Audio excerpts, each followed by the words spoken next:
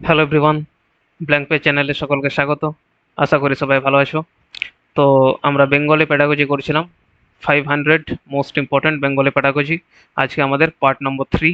ঠিক আছে, আগের পার্টগুলিতে আমরা 50টি কোয়েশ্চেন আলোচনা করেছি।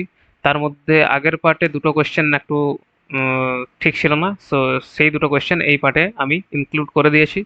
এই যে 500টা প্যাডাগজি কোয়েশ্চেন, এগুলো শুধুমাত্র সি টেট নয়, আমাদের WB primary TET, upper primary TET সব কিছুর জন্যই কিন্তু ইম্পর্ট্যান্ট। এগুলোর বাইরেও আমাদের যে ঝাড়খণ্ড টেট হবে, সেখানেও যে বেঙ্গলি আসবে, সেখানে প্যাডাগজি আসার কথা বলা আছে। যদি না আসে সেক্ষেত্রে তো বলা যাচ্ছে না, কিন্তু যদি আসে তো সেই পরীক্ষাতেও কিন্তু এগুলি কাজে লাগবে। তো দেরি না করে শুরু করি। আশা করি ভিডিওটি তোমাদের ভালো লাগবে। ফার্স্ট কোয়েশ্চেন, ব্যাকরণ হলো ভাষার বিজ্ঞান, ভিত্তি, উভয়ই, কোনোটিই নয়। তো ব্যাকরণকে কিন্তু ভাষার বিজ্ঞান বলা হয়। ঠিক আছে, কারণ ভাষার গঠন, ভাষার নিয়ম আর ব্যবহারকে নিয়ম মাফিক কিন্তু বিশ্লেষণ করে আমাদের ব্যাকরণ। ঠিক আছে, আবার এই ব্যাকরণকে কিন্তু আমরা ভাষার ভিত্তিও বলতে পারি। ঠিক আছে, কারণ শুদ্ধভাবে ভাষা ব্যবহার করার জন্য কিন্তু ব্যাকরণের জ্ঞান থাকা দরকার। তাই দুটোই আমাদের দরকার, তাই উভয়ই হবে অ্যান্সার, সি হচ্ছে অ্যান্সার। নেক্সট, মাধ্যমিক স্তরে শিশুদের ব্যাকরণ পাঠদানের পদ্ধতি হলো অবরোহী, আরোহী, পাঠশালা, অনুবন্ধ। তো আহ, মাধ্যমিক স্তরে বলেছে, তো আমরা জানি যে মডার্ন যে পেডাগজি, সেখানে আরোহী পদ্ধতিতে শিক্ষার্থীদেরকে পড়ানোতে বেশি গুরুত্ব দেওয়া হয়। মানে বিশেষ উদাহরণ থেকে সাধারণ নিয়মে পৌঁছানোর যে ব্যাপারটা, সেটাই আমরা আরোহী পদ্ধতি বলছি। এতে শিক্ষার্থী নিজে পর্যবেক্ষণ করে নিয়মকে আবিষ্কার করে। ঠিক আছে, কোনো নিয়ম আগের থেকে মুখস্থ করে না। ঠিক আছে, তাই আমাদের অ্যান্সার হবে বি, আরোহী। অবরোহীতে এর উল্টো হয়, আগে নিয়ম পড়ানো হয় তারপর উদাহরণ দেওয়া হয়, তাই এটা হচ্ছে না। পাঠশালা বলে কোনো নিয়ম হয় না, অনুবন্ধ পদ্ধতিও নেই। বি হচ্ছে আমাদের অ্যান্সার। নেক্সট, সাধারণ থেকে বিশেষের দিকে যায়, এটা পাঠশালা পদ্ধতি, আরোহী পদ্ধতি, অবরোহী পদ্ধতি না অনুবন্ধ পদ্ধতি? তো সাধারণ থেকে বিশেষের দিকে যাওয়া যেটা, সেটা আমরা জানি সেটা হচ্ছে অবরোহী পদ্ধতি, তাই না? অবরোহী পদ্ধতিতে প্রথমে একটা সাধারণ নিয়ম দেখানো হয়, তারপর সেই নিয়মের বিশেষ উদাহরণ দেখানো হয়। প্রথমে একটা নিয়ম দেখানো হয়, তারপর সেটার সেটাকে এক্সপ্লেন করা হয়। ঠিক আছে, তাই অবরোহী পদ্ধতি, বি হচ্ছে আমাদের অ্যান্সার। আর আহ, অবরোহী হবে, এটা হচ্ছে না, অবরোহী হবে, সি হবে আমাদের অ্যান্সার। এটা তার উল্টো। ঠিক আছে, পাঠশালা পদ্ধতি বলে কিছু হয় না, আর এটা হচ্ছে না, সি হচ্ছে অ্যান্সার। নেক্সট, ব্যাকরণ শেখার জন্য প্রয়োজন শিক্ষার্থীর ধারণ ক্ষমতা, ভাষা শেখানোয় ব্যাকরণের ভূমিকা, সূত্র বিষয়বস্তু গ্রহণ করার ক্ষমতা, সবগুলি। তো ব্যাকরণ শেখার ক্ষেত্রে কিন্তু শিক্ষার্থীর ধারণ ক্ষমতা, ভাষা শিক্ষায় ব্যাকরণের ভূমিকা সম্পর্কে ধারণা, সূত্র আর বিষয়বস্তু গ্রহণ করার ক্ষমতা, সবগুলি কিন্তু প্রয়োজনীয়। তাই ডি হচ্ছে আমাদের অ্যান্সার। এই তিনটে জিনিসই কিন্তু আমাদের দরকার ব্যাকরণ শেখার জন্য। নেক্সট, সূত্র পদ্ধতিতে আগে সূত্র ব্যাখ্যা করে পরে উদাহরণ দেওয়া হয়, সূত্র ব্যাখ্যা করা হয়, সূত্র উদাহরণ মুখস্থ করানো হয়, সূত্র মুখস্থ করানো হয়। তো সূত্র পদ্ধতিতে প্রথমে ব্যাকরণের নিয়ম বা সূত্র এগুলোকে শেখানো হয়, তারপর সেই নিয়মকে পরিষ্কারভাবে বোঝানোর জন্য উদাহরণ দেওয়া হয়। ঠিক আছে, তাই আগে সূত্র ব্যাখ্যা করে পরে উদাহরণ দেওয়া হয়, এ হচ্ছে অ্যান্সার। সূত্র ব্যাখ্যা করা হয়, আহ, সূত্র ব্যাখ্যা করা হয় কিন্তু পরে আবার উদাহরণও দেওয়া হয়, সেটা বলা নেই, তাই এটা আংশিক হয়ে যাচ্ছে।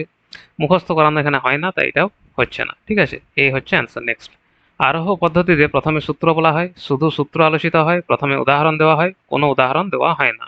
তো আমরা জানি যে আরোহী পদ্ধতিতে শিক্ষার্থীদের প্রথমে কয়েকটা উদাহরণ দেওয়া হয়, তারা সেই উদাহরণগুলি বিশ্লেষণ করে নিয়মে আহ, নিয়ম পর্যন্ত যেতে পারে, মানে নিয়মটাকে আবিষ্কার করতে পারে নিজেরাই। ঠিক আছে, তাই প্রথমে উদাহরণ দেওয়া হয়, সি হচ্ছে আমাদের অ্যান্সার। খুবই সহজ সহজ কোয়েশ্চেন এগুলি।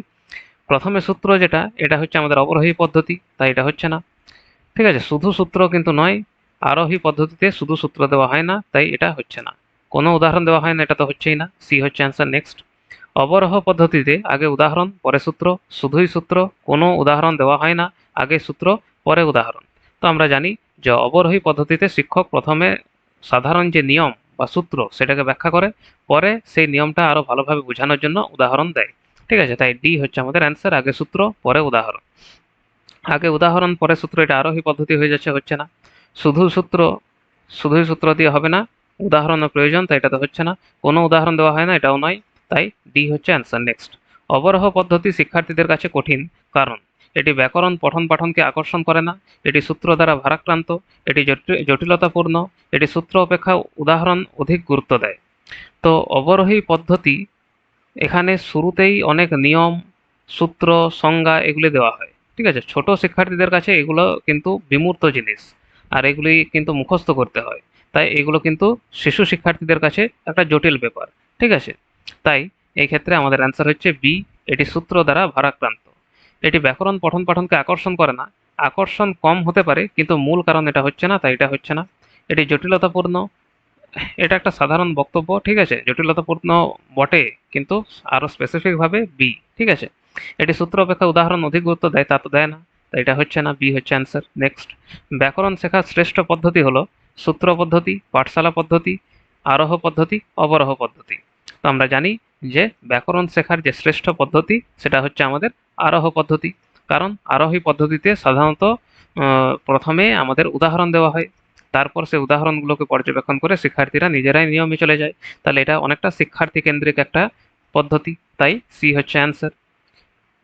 যদি সূত্র পদ্ধতি বলি, এখানে এটা বেশি নিয়ম কেন্দ্রিক, তো শিশু শিক্ষার্থীদের জন্য এটা কখনোই ভালো হবে না।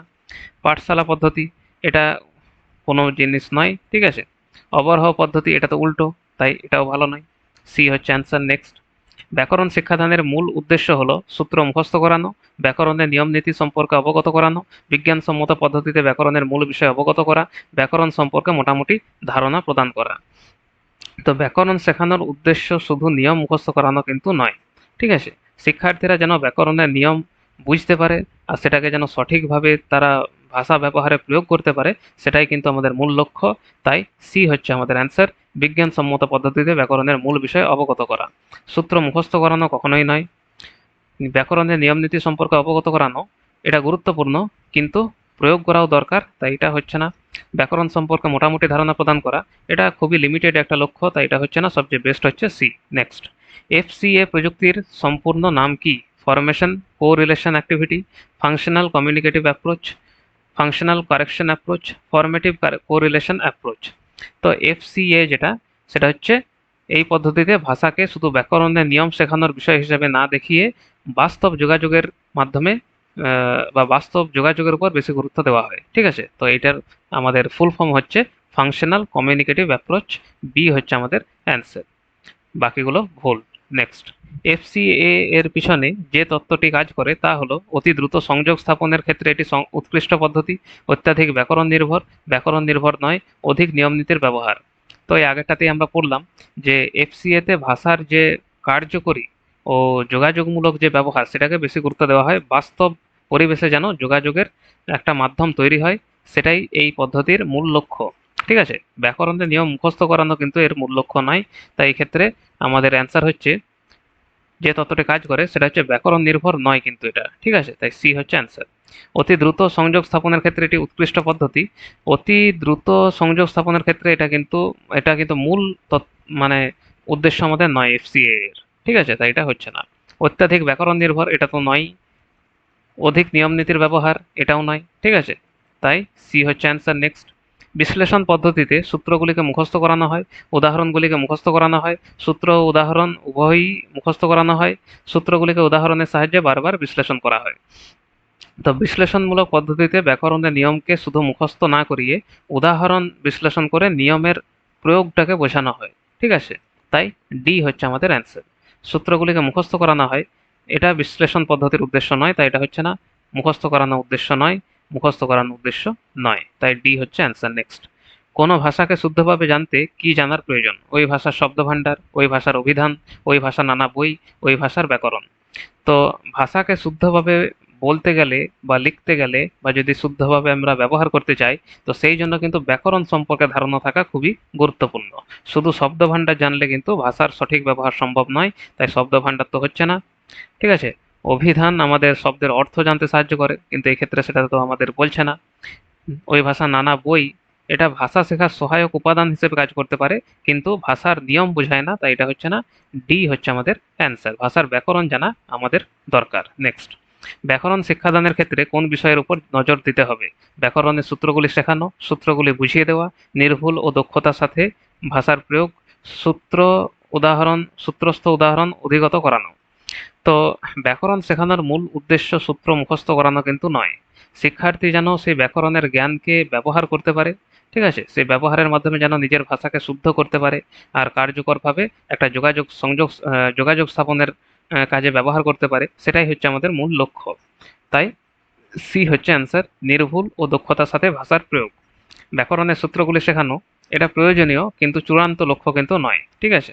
সূত্রগুলি বুঝিয়ে দেওয়া, বোঝা গুরুত্বপূর্ণ কিন্তু প্রয়োগ করা আরও গুরুত্বপূর্ণ, তাই এটা হচ্ছে না। সূত্রস্থ উদাহরণ অধিগত করানো, নির্দিষ্ট উদাহরণ মুখস্থ করার চেয়ে বাস্তব প্রয়োগ করা বেশি গুরুত্বপূর্ণ, তাই এটা হচ্ছে না। সি হচ্ছে অ্যান্সার। নেক্সট, ভাষা শিক্ষার ক্ষেত্রে ব্যাকরণের প্রধান উপযোগিতা কি? পাঠ্যক্রমের সাথে সম্পর্কযুক্ত করে ব্যাকরণ শিক্ষা করা, উদাহরণ সহ সূত্রগুলির অনুধাবন ও প্রয়োগ করা, ব্যাকরণের ব্যবহারিক প্রয়োগ শিক্ষা করা, সূত্র মুখস্থ করা। তো ভাষা শিক্ষার ক্ষেত্রে ব্যাকরণের উদ্দেশ্য শুধু নিয়ম মুখস্থ করা নয়, ঠিক আছে? শিক্ষার্থী যেন ব্যাকরণের জ্ঞান ব্যবহার করতে পারে, নিজের যে দৈনন্দিন ভাষা ব্যবহার সেটাকে যেন সঠিকভাবে সে যোগাযোগ স্থাপন করতে পারে, সেটাই কিন্তু আমাদের প্রধান লক্ষ্য। তাই সি হচ্ছে আমাদের অ্যান্সার, ব্যাকরণের ব্যবহারিক প্রয়োগ শিক্ষা করা। পাঠ্যক্রমের সাথে সম্পর্কযুক্ত করে ব্যাকরণ শিক্ষা করা এটা প্রয়োজনীয় কিন্তু প্রধান উদ্দেশ্য হবে না। উদাহরণসহ সূত্রগুলির অনুধাবন ও প্রয়োগ করা এটাও গুরুত্বপূর্ণ, তবে ব্যবহারিক প্রয়োগ করা সেটা আমাদের মূল লক্ষ্য, ঠিক আছে? সূত্র বোঝা ও প্রয়োগ করা সেটা কিন্তু নয়, ব্যবহারিক প্রয়োগ আমাদের মূল লক্ষ্য। সূত্র মুখস্থ করা কখনোই হবে না, তাই সি হচ্ছে অ্যান্সার। নেক্সট, কোনো শিক্ষার্থী যদি বানান ভুল করে তাহলে শিক্ষক বা শিক্ষিকা হিসেবে আপনি কি করবেন? বকাবকি করবেন, ভুল বানান কেটে ঠিক বানান লিখবেন, বানানের কোথায় কি ভুল হয়েছে তা বুঝিয়ে দেবেন, একেবারে এড়িয়ে যাবেন। তো ভাষা শিক্ষায় যে শিক্ষক হবে সে কিন্তু সবসময় কি করবে, যে কোথায় ভুলটা হয়েছে সেটা কিন্তু বুঝিয়ে দেবে, ঠিক আছে? বকাবকি করা কখনোই উচিত নয়, ঠিক আছে? এনইপি এনসিএফ এগুলোতে কিন্তু এটা মানা করাই আছে, তাই এটা হচ্ছে না। ভুল বানান কেটে ঠিক বানান লিখবেন, তো ভুলের কারণটা বোঝানো তো আমাদের দরকারি, তাই এটা হচ্ছে না। এটা হচ্ছে আমাদের অ্যান্সার, বানানের কোথায় কি ভুল হয়েছে তা বুঝিয়ে দেবেন, একেবারে এড়িয়ে যাওয়া যাবে না, তাহলে সে কিন্তু তার ভুল বুঝতে পারবে না আর সেটাকে আর ঠিক করতে পারবে না। তাই সি হচ্ছে অ্যান্সার। নেক্সট, ভাষার উদ্দেশ্য হলো সাহিত্য পাঠের পথকে সুগম করা, শুধু ব্যাকরণ শিক্ষা দেওয়া, শিক্ষার্থীদের সাহিত্য পাঠে নিরুৎসাহিত করা, সাহিত্যের সৌন্দর্যকে নষ্ট করা। তো উম, ভাষার উদ্দেশ্য বলেছে, ভাষা শিক্ষার মাধ্যমে শিক্ষার্থী ভাব প্রকাশ করতে পারবে, নিজের যোগাযোগ করতে পারবে, সাহিত্য বোঝার ক্ষমতা তার অর্জিত হবে, ঠিক আছে? তো সেই ক্ষেত্রে আমাদের অ্যান্সার হচ্ছে সাহিত্য পাঠের পথকে সুগম করা, ঠিক আছে? এই হচ্ছে অ্যান্সার। শুধু ব্যাকরণ শিক্ষা দেওয়া, ভাষার উদ্দেশ্য শুধু ব্যাকরণ শিক্ষা দেওয়া কিন্তু নয়, নিরুৎসাহিত করা কিন্তু নয়, সাহিত্য পাঠে আমাদের উৎসাহিত করা হচ্ছে আমাদের উদ্দেশ্য, তাই এটা হচ্ছে না। সাহিত্যের সৌন্দর্যকে নষ্ট করা কিন্তু কখনোই আমাদের উদ্দেশ্য নয় ভাষার, তাই এটা হচ্ছে না। এ হচ্ছে অ্যান্সার। নেক্সট, ব্যাকরণ শিক্ষার ফলে শিক্ষার্থীরা সঠিকভাবে সঠিক বানান লিখতে পারে, ব্যাকরণের জটিল নিয়মগুলি বুঝতে পারে, উপযুক্তভাবে ভাষা ব্যবহার করতে পারে, উপরে সবগুলি আয়ত্ত করতে পারে। তো ব্যাকরণ শেখার ফলে শিক্ষার্থীর সঠিক বানান লিখতে পারবে, ব্যাকরণের নিয়ম সে বুঝতে পারবে আর ভাষা উপযুক্তভাবে ব্যবহারও করতে পারবে, ঠিক আছে? তিনটিই কিন্তু ব্যাকরণ শিক্ষার ফল হতে পারে, তাই ডি হচ্ছে আমাদের অ্যান্সার, উপরের সবগুলি। নেক্সট, আরোহ পদ্ধতিটি মনোবিজ্ঞানসম্মত পদ্ধতি, কারণ এটি বিমূর্ত থেকে মূর্তের দিকে যায়, এটি অজানা থেকে জানার দিকে যায়, বিশেষ থেকে সাধারণের দিকে যায়, এটি জানা থেকে অজানায় যায়। তো আরোহী পদ্ধতিতে প্রথমে উদাহরণ দেওয়া হয়, শিক্ষার্থীরা সেই উদাহরণগুলি পর্যবেক্ষণ করে, তারপর নিজেরাই নিয়মে পৌঁছায়। তাই এই ক্ষেত্রে আমাদের অ্যান্সার হবে বিশেষ থেকে সাধারণের দিকে যায়, সি হচ্ছে অ্যান্সার। এটি বিমূর্ত থেকে মূর্তের দিকে যায়, এটা আরোহী পদ্ধতির বৈশিষ্ট্য নয়, তাই এটা হচ্ছে না। এটি অজানা থেকে জানার দিকে যায়, এটা সাধারণত শেখার স্বাভাবিক ক্রম নয়, তাই এটা হচ্ছে না। এটি জানা থেকে অজানায় যায়, এটা আরোহী পদ্ধতির কোনো নির্দিষ্ট সংজ্ঞা নাই, সবচেয়ে বেস্ট হচ্ছে আমাদের সি। নেক্সট, অ্যানালিটিক এর বৈশিষ্ট্য হলো সূত্র মুখস্থ করানো, শুধু উদাহরণ দিয়ে বোঝানো, প্রথমে উদাহরণ পরে সূত্র প্রয়োগ করে বোঝানো, সূত্রগুলিকে উদাহরণের সাহায্যে বারবার বিশ্লেষণ করা।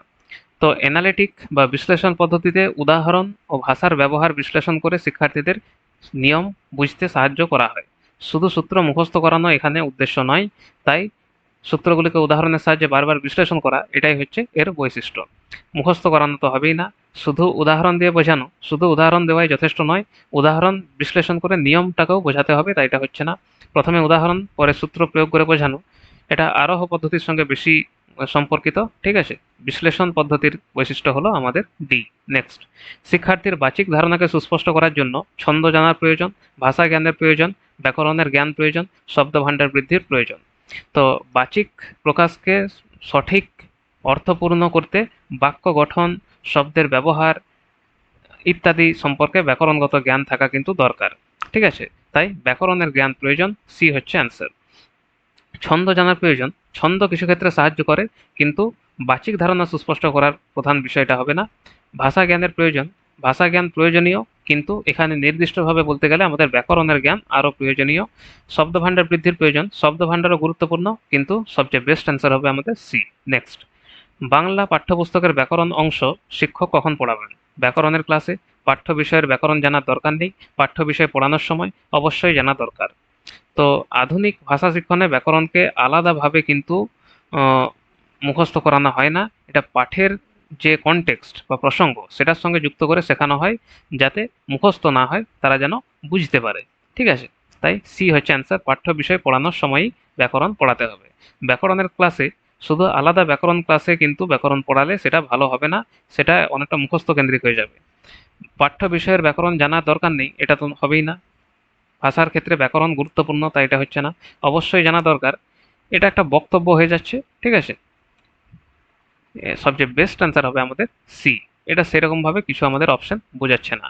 ঠিক আছে, নেক্সট, যথাযথ ব্যাকরণ শিক্ষার প্রয়োজন সঠিকভাবে লিখতে পারার জন্য, সঠিকভাবে বলতে পারার জন্য, সঠিকভাবে পড়তে পারার জন্য। উপরের সবগুলি। তো ব্যাকরণ ভাষার 4টি দক্ষতার আছে আমরা জানি। ঠিক আছে, লেখা, বলা, পড়া, বোঝা। তাই শুধু লেখার জন্য নয়, ভাষার সামগ্রিক ব্যবহারের জন্য ব্যাকরণ প্রয়োজন।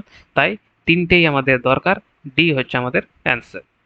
নেক্সট, একজন ভাষা শিক্ষক হিসেবে ব্যাকরণ শেখানোর সময় আপনার লক্ষ্য হবে শিক্ষার্থীদের ব্যাকরণগত নিয়ম সম্পর্কে সচেতন করা, ভাষাগত কাঠামোর সাথে শিক্ষার্থীদের পরিচিত করানো, শিক্ষার্থীদের বাক্য গঠনের নিয়ম শেখানো, ভাষার সঠিক ব্যবহার শেখানো। তো ব্যাকরণ শিক্ষার চূড়ান্ত লক্ষ্য নিয়ম মুখস্থ করানো কখনোই নয়। ঠিক আছে, শিক্ষার্থীরা যেন বাস্তবে ভাষাকে ব্যবহার করতে পারে ঠিকঠাক, সেটাই হচ্ছে মূল লক্ষ্য। তাই ডি হচ্ছে অ্যান্সার, ভাষার সঠিক ব্যবহার শেখানো। ঠিক আছে, শিক্ষার্থীদের ব্যাকরণগত নিয়ম সম্পর্কে সচেতন করা এটা প্রয়োজন, কিন্তু মেন লক্ষ্য আমাদের নয়। ভাষাগত কাঠামোর সাথে শিক্ষার্থীদের পরিচিত করানো এটাও সহায়ক, কিন্তু ডি সবচেয়ে গুরুত্বপূর্ণ, তাই এটা হচ্ছে না। শিক্ষার্থীদের বাক্য গঠনের নিয়ম শেখানো, বাক্য গঠনের নিয়ম শেখানোও প্রয়োজনীয়, কিন্তু সবচেয়ে মেন আমাদের যেটা লক্ষ্য হবে সেটা হচ্ছে ডি, তাই ডি হচ্ছে অ্যান্সার। আগের দিনে আমাদের 36 নম্বর কোয়েশ্চেন আর 46 নম্বর কোয়েশ্চেনে একটু ভুল ছিল। 36 নম্বর কোয়েশ্চেনটা গোটাটাই ছিল না, আর 46 নম্বর বা 46 নম্বর যে আমাদের কোয়েশ্চেন সেখানে ডি নম্বর অপশানটা ছিল না। তো সেই দুটি কোয়েশ্চেন আজকে আমি এনেছি। তো এটা দেখি 36 নম্বর। একটি অনুচ্ছেদ শুনে তার বিষয় এবং পরিস্থিতি সম্পর্কিত আনের ভিত্তিতে শিক্ষার্থীরা তার অন্তর্নিহিত অর্থ এবং সেই বাক্যগুলি, বাক্যাংশগুলি এবং শব্দগুলি খুঁজে নিতে পারবে, যা বিশেষ একটি বার্তা গঠন করে। বার্তাটি শুনে সেটি ব্যাখ্যা করার এই পদ্ধতিটি হলো নিচ উচ্চ সহদক্ষতা বটম আপ স্কিল, উচ্চ নিম্ন সহদক্ষতা টপ ডাউন সাব স্কিল, সার্বিক ভাষা দৃষ্টিকোণ হোল ল্যাঙ্গুয়েজ অ্যাপ্রোচ, সমন্বিত দৃষ্টিকোণ ইন্টিগ্রেটেড অ্যাপ্রোচ। ঠিক আছে, তো এক্ষেত্রে কি হচ্ছে সম্পর্কিত কোনো একটা জিনিসের ভিত্তিতে শিক্ষার্থীরা তারা অন্তর্নিহিত অর্থ এবং সেই বাক্যগুলি, বাক্যাংশগুলি এবং শব্দগুলি, প্রথমে বাক্য, ঠিক আছে, সেন্টেন্স, তারপর বাক্যাংশ, ফ্রেজ আসছে, শেষে ওয়ার্ড আসছে। ঠিক আছে, তাহলে উপর থেকে নিচের দিকে আসছে, তাই না? আমরা বড় থেকে ছোটোর দিকে আসছি। আমরা জানি যে টপ ডাউন অ্যাপ্রোচে কি হয়, মানে উপরে আমাদের থাকে সেন্টেন্স, ঠিক আছে, নিচে আমাদের থাকে ফ্রেজ, ঠিক আছে, আর সবার নিচে কি ওয়ার্ড, আমাদের ওয়ার্ড। ঠিক আছে, এবারে যদি আমরা ওয়ার্ড থেকে সেন্টেন্সের দিকে যাই, তাহলে এটা হয় আমাদের বটম আপ অ্যাপ্রোচ। কিন্তু এক্ষেত্রে উল্টো হচ্ছে, প্রথমে বাক্য, তারপর বাক্যাংশ, তারপর শব্দ, তাহলে এটা এখান থেকে নিচের দিকে আসছে, তাহলে এটা হচ্ছে আমাদের টপ ডাউন অ্যাপ্রোচ। ঠিক আছে, তাই বি হচ্ছে আমাদের অ্যান্সার। টপ ডাউন প্রসেসিংয়ে শিক্ষার্থী আগে বিষয়, তারপর পরিস্থিতি, তারপর পূর্ব জ্ঞান, সামগ্রিক অর্থ এগুলিকে ব্যবহার করে, ঠিক আছে, শোনা বক্তব্যের অর্থ অনুমান করে। তাহলে এক্ষেত্রে আমাদের বি হচ্ছে অ্যান্সার, বটম আপ হচ্ছে না, কারণ এটা উল্টো হয়ে যাচ্ছে। হোল ল্যাঙ্গুয়েজ অ্যাপ্রোচ এটা হচ্ছে না এক্ষেত্রে। ঠিক আছে, ভাষাকে সামগ্রিকভাবে শেখানোর এটা একটা দৃষ্টিভঙ্গি, যেটা এক্ষেত্রে হচ্ছে না। ইন্টিগ্রেটেড অ্যাপ্রোচও এক্ষেত্রে নয়, একাধিক ভাষা দক্ষতা একত্রে ব্যবহার করার যে পদ্ধতি সেটা হচ্ছে ইন্টিগ্রেটেড অ্যাপ্রোচ, যেটা এক্ষেত্রে হচ্ছে না। তাই বি হচ্ছে আমাদের অ্যান্সার। আজকে লাস্ট কোয়েশ্চেন, বলার দক্ষতা যেটা গুরুত্বপূর্ণ তা হলো সুস্পষ্ট ও যথাযথ উচ্চারণ, বিষয় এবং অবস্থা অনুযায়ী বলা, নমনীয়ভাবে বলা, আলংকারিক ভাষা ব্যবহার। তো ভালো স্পিকিং এর ক্ষেত্রে শুধু উচ্চারণ ঠিক হলেই হয় না, কাকে বলা হচ্ছে, কোথায় বলা হচ্ছে, কি উদ্দেশ্যে বলা হচ্ছে, সেটা বুঝে উপযুক্ত ভাষা ব্যবহার করাও কিন্তু অত্যন্ত গুরুত্বপূর্ণ। তাই সবচেয়ে বেস্ট হচ্ছে আমাদের বিষয় এবং অবস্থা অনুযায়ী বলা। সুস্পষ্ট ও যথাযথ উচ্চারণ এটাও গুরুত্বপূর্ণ। কিন্তু স্পিকিং স্কিলের মধ্যে সবচেয়ে গুরুত্বপূর্ণ দিক যদি আমরা বলি তাহলে সেটা হচ্ছে আমাদের বি। নমনীয়ভাবে বলা এটাও স্পিকিং এর একটা ভালো বৈশিষ্ট্য, কিন্তু সবচেয়ে বেস্ট হচ্ছে বি। আলংকারিক ভাষা ব্যবহার, সব ধরনের কথোপকথনে আলংকারিক ভাষার প্রয়োজন হয় না, তাই এটা হচ্ছে না। বি হচ্ছে আমাদের অ্যান্সার। তো আজকের যে কোশ্চেনগুলি সেগুলি এখানেই শেষ হলো। আশা করি প্রত্যেকটি কোশ্চেন বুঝতে পেরেছো কেন সেই অ্যান্সারটা হলো। যদি কোথাও কোনো ডাউট থাকে তাহলে কমেন্ট সেকশনে জানিও। আশা করি ক্লাসটি ভালো লেগেছে। যদি ভালো লাগে তাহলে লাইক করে দিও, সাবস্ক্রাইব করে দিও, তোমাদের গ্রুপগুলিতে শেয়ার করে দিও। আজকের আমাদের ক্লাস এই পর্যন্তই। Thank you.